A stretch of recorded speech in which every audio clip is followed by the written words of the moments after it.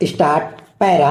महोदय, अखिल भारतीय नौकरियों में भर्ती के लिए ली जाने वाली परीक्षाओं में प्रश्न पत्र द्विभाषी रूप में रखने की व्यवस्था कर दी गई है। हिंदी तथा भारतीय भाषाओं में प्रश्नों के उत्तर देने की छूट दी जा चुकी है। इससे भारतीय भाषाओं के प्रयोग के प्रति लोगों की आशाएं बढ़ी है।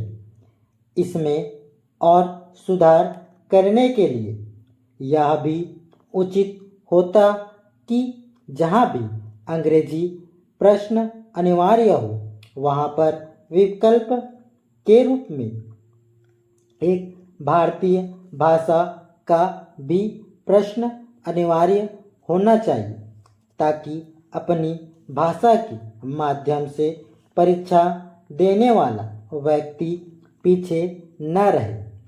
इससे यदि उनके अंग्रेजी में कम अंक आते हैं तो वह उसकी पूर्ति अपनी पसंद की भाषा से कर सके, परंतु अभी तक यह व्यवस्था नहीं हो पाई है।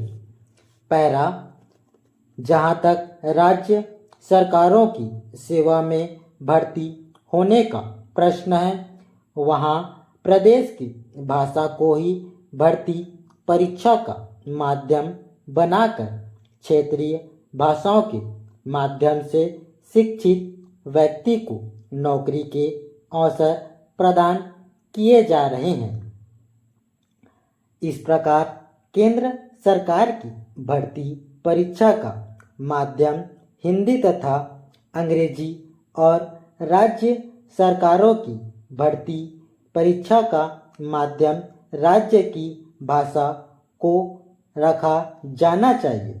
इससे जहां राष्ट्रीय भाषाओं को सम्मान प्राप्त होगा, वहीं लोगों को भी किसी प्रकार का कोई असंतोष व्याप्त नहीं होगा। भारतीय संविधान के अनुरूप भी अब संघ की राजभाषा हिंदी और सहभाषा अंग्रेजी है। राजभाषा अधिनियम पास करते समय सदन ने एक संकल्प भी पारित किया था। उसमें यह स्वीकार किया गया था कि केंद्र सरकार की सेवा में आने के लिए उम्मीदवार को हिंदी तथा अंग्रेजी से एक भाषा का ज्ञान अनिवार्य होगा। पैरा। भाषा मनुष्य की अपनी बातचीत का सबसे अधिक शक्तिशाली माध्यम है और यह उस भाषा का प्रयोग करने वालों की विचार प्रक्रिया को व्यक्त करती है, जो कि एक समाज या व्यक्ति बोलता है। इसलिए किसी भी समाज में भाषा की समानता उस समाज को आपस में जोड़े रखने का काम करती है। आज के सशक्त प्रचार माध्यमों ने उस भाषा के विकास को गति दी है जिसमें कि समाज कार्य करता है। जो भाषा किसी भी समाज के विभिन्न भाषा भाषियों द्वारा व्यवहार की जाती है, उसका विकास उतना ही अधिक होता है।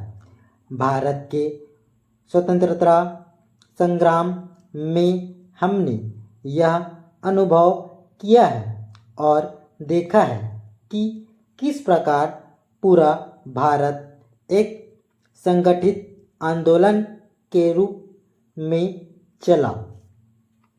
स्टॉप।